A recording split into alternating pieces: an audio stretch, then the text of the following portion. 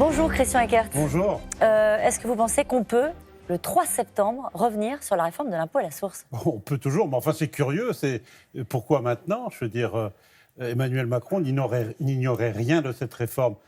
Lorsque François Hollande m'a demandé de la préparer, j'ai rencontré dans son bureau Emmanuel Macron, à l'époque ministre de l'économie, avec Alexis Keller, quelqu'un dont on parle beaucoup aujourd'hui. Secrétaire général de l'Élysée. Aujourd'hui, oui, à l'époque directeur de cabinet d'Emmanuel Macron. À l'époque, Emmanuel Macron m'a dit « Moi, je n'ai pas de problème particulier avec cette réforme.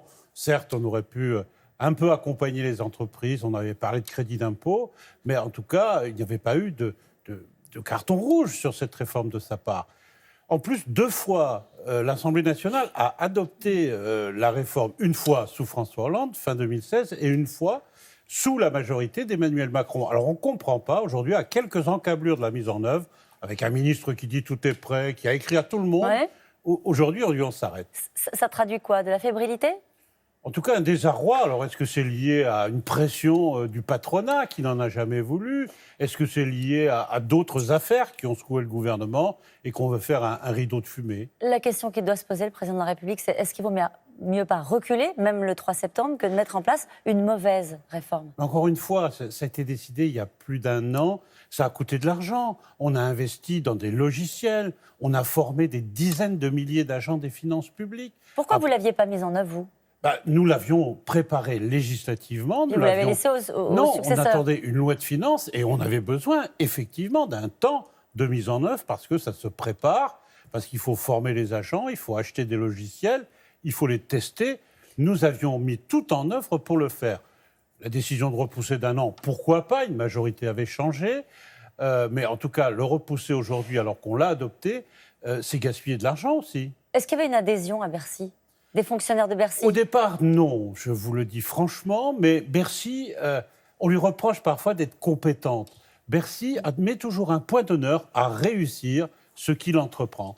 Et lorsque le président de la République et les ministres de l'époque portent une réforme, Bercy la met en œuvre. Donc vous faites confiance les yeux fermés à l'administration de Bercy. On a vu ce week-end une note interne publiée par Le Parisien qui montre qu'il y avait des bugs et pas mal de bugs. C'est compliqué de mettre en place une réforme quand techniquement les choses n'ont pas l'air calées. Vous savez, la France a passé l'an 2000, elle est passée à l'euro. Tout le monde avait prédit des catastrophes, il n'y en a pas eu.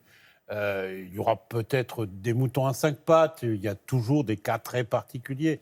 Mais l'intérêt du prélèvement à la source, c'est que 30% des Français ont des revenus qui baissent et ceux-là auront leur impôt qui baissera immédiatement. Avant, il y avait 1 an de décalage, ce n'était pas supportable. Pour ceux-là, c'est pour les plus faibles l'impôt à la source. C'est une façon de démonétiser le ministre des Comptes publics ?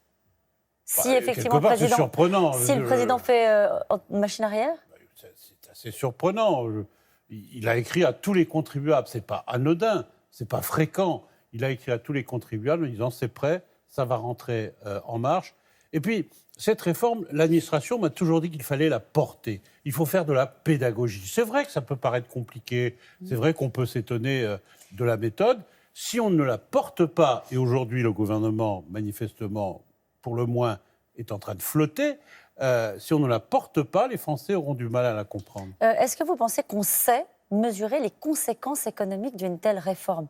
L'un des doutes qui s'est exprimé au sommet de l'État, c'est de dire est-ce que ça ne peut pas avoir un effet psychologique quand on va découvrir notre feuille le net à payer à la fin du mois, et est-ce que ça ne peut pas avoir des conséquences négatives sur la consommation ? Vous l'aviez fait mesurer, ça, l'effet économique d'une telle mesure ? Bien sûr, il y a même des pays où ça a boosté la croissance. Je crois que c'était l'Islande. L'effet psychologique, quand on a un gouvernement qui cherche à empiler des réformes, comme si le nombre de réformes était le seul critère du succès, on a une réforme où 60% des Français y sont favorables. On avait d'ailleurs des sondages de même nature à l'époque lorsque nous avions travaillé à Bercy. On a une réforme donc, que les Français acceptent, qui est bénéfique pour les plus faibles d'entre eux. Et on ne serait pas capable d'expliquer que prélever de l'argent sur les revenus à la fin du mois, c'est plus avantageux, et d'abord on en prélève moins, 1/12, que le ponctionner sur les comptes bancaires le 15 du mois. Ce serait un mauvais signal envoyé sur la capacité de réforme du pays ? Moi, j'ai confiance dans l'intelligence des Français. Les Français, si on leur explique, Il faut faire de la Ce ne sont pas pédagogie. les Français qui vont décider, là, vous le savez bien. Oui, ce n'est pas eux qui décideront, mais c'est eux qui subiront les conséquences, y compris le gaspillage d'argent et d'énergie que ça a pu représenter. Je crois que ça sera en tout cas une mauvaise décision. Pourquoi on en a besoin de cette réforme? Pourquoi c'est urgent? Parce que là, voilà, un message... c'est pas que c'est urgent, elle a déjà été différée d'un an. Tous les pays du monde, sauf la Suisse et Singapour, ont adopté le prélèvement à la source. On aurait un prélèvement contemporain de l'impôt, c'est-à-dire qu'on terminait les décalages pour celui qui part en retraite, pour celui qui a un enfant et donc une demi-part supplémentaire. Et le débat, il a eu lieu. Le débat, il a été complexe. Encore une fois, à 2 reprises, sous 2 majorités différentes. Le débat a été tranché. Les Français l'approuvent. Et aujourd'hui, le débat a été tranché, dites-vous, il a été voté au Parlement. Bien sûr. Voilà. C'est une façon de trancher dans parce une qu'aujourd'hui, république. toute l'opposition est opposée, c'est son rôle, vous allez me dire, toute l'opposition de Jean-Luc Mélenchon à Laurent Wauquiez considère que ça n'est pas une bonne réforme. Oui, je crois que Jean-Luc Mélenchon devrait travailler un peu ses dossiers. Lorsqu'il dit que les employeurs auront connaissance des revenus du conjoint, c'est faux.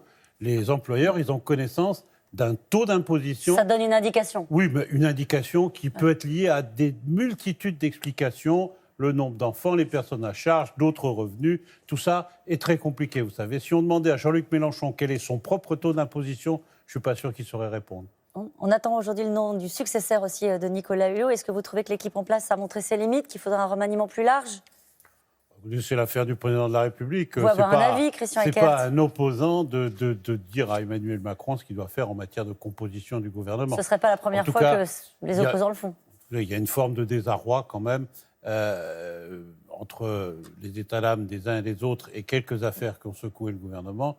Il faudrait peut-être que Emmanuel Macron remette de l'ordre. Il y en a un qui ne se prive pas de faire la leçon à Emmanuel Macron, c'est François Hollande. Est-ce que vous croyez qu'il y a un désir de Hollande dans le pays? Non, François Hollande ne fait pas la leçon. François Hollande tire les leçons du pouvoir. C'est d'ailleurs le titre de son ouvrage. Mais je crois qu'il le fait effectivement de façon plutôt mesurée, même si c'est assez fin et parfois assez subtil. Lorsqu'il dit que réformer, ce n'est pas forcément avoir des convictions, je pense qu'il a tout à fait raison. Merci beaucoup, Christian Eckert.